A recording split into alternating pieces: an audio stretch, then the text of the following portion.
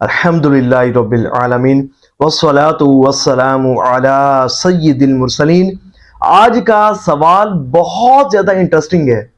سوال یہ ہے کہ وہ کون سا درود پاک ہے جو حضور صلی اللہ علیہ وآلہ وسلم کا پسندیدہ درود پاک ہے، جو حضور صلی اللہ علیہ وآلہ وسلم کو بہت زیادہ محبوب ہے۔ تو دیکھیں، ویسے تو ہر وہ درود پاک جو درست معنی و مفہوم پر مشتمل ہو اور رجوع قلب کے ساتھ آداب کو ملوز خاطر رکھتے ہوئے حضور کی محبت میں ڈوب کر پڑھا جاتا ہے، جو حضور کی محبت میں ڈوب کر حضور کی بارگاہ میں پیش کیا جاتا ہے، وہ حضور کا پسندیدہ درود پاک ہوتا ہے۔ اگر تھوڑا سا ہم آگے چلیں تو ہر وہ درود پاک کہ جو حضور صلی اللہ علیہ وآلہ وسلم سے منقول ہے، جو منصوص ہے، جو حضور صلی اللہ علیہ وآلہ وسلم سے ثابت ہے، جیسے کہ درود ابراہیمی اور بہت سارے درود پاک کے صیغے جو حضور صلی اللہ علیہ وآلہ وسلم سے منقول ہیں، وہ حضور صلی اللہ علیہ وآلہ وسلم کے پسندیدہ درود پاک ہے۔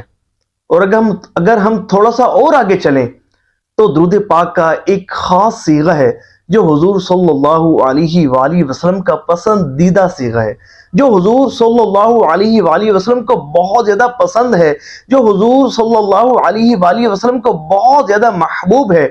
اور یہ درود پاک وہ درود پاک ہے جسے حضرت امام سخاوی رحمۃ اللہ تعالی علیہ نے القول البدی، درود پاک کی مشہور و معروف کتاب القول البدی کے صفحہ نمبر 125 پر درج کیا ہے، اور نہ صرف اس درود پاک کو درج کیا ہے بلکہ اس درود پاک کے واقعہ کو بھی درج کیا ہے۔ واقعہ دراصل یوں ہے کہ ایک مرتبہ حضور صلی اللہ علیہ وآلہ وسلم صحابہ کرام علیہم رضوان کے ساتھ رونق افروز ہوتے ہیں کہ اتنے میں ایک شخص حضور صلی اللہ علیہ وآلہ وسلم کی مقدس بارگاہ میں حاضر ہوتا ہے۔ تو حضور صلی اللہ علیہ وآلہ وسلم اس شخص کو حضرت سیدنا صدیق اکبر رضی اللہ تعالی عنہ اور اپنے درمیان بٹھا لیتے ہیں۔ سبحان اللہ۔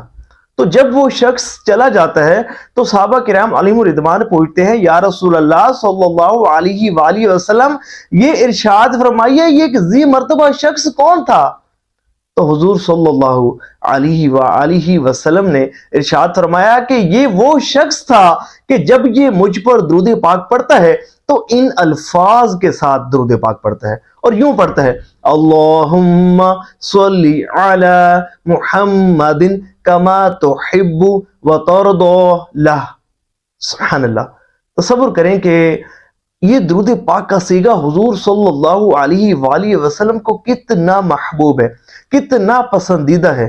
اور یقین مانیے یہ درود پاک کا وہ مبارک صیغہ ہے کہ اگر کوئی شخص حضور کی محبت میں ڈوب کر کامل توجہ کے ساتھ آداب کو ملوز خاطر رکھتے ہوئے رجوع قلب کے ساتھ اس صیغے کے ساتھ درود پاک پڑھے، تصور جما کر درود پاک پڑھے، تو مجھے رب کی رحمت سے امید ہے کہ چند دنوں میں ہی اسے حضور صلی اللہ علیہ وآلہ وسلم کی زیارت نصیب ہو جائے گی، کیونکہ یہ صیغہ وہ مبارک صیغہ ہے کہ جو شخص اس صیغے کے ساتھ درود پاک کی کثرت کرتا ہے نا، تو اسے بہت جلد حضور صلی اللہ علیہ وآلہ وسلم کی زیارت نصیب ہوتی ہے۔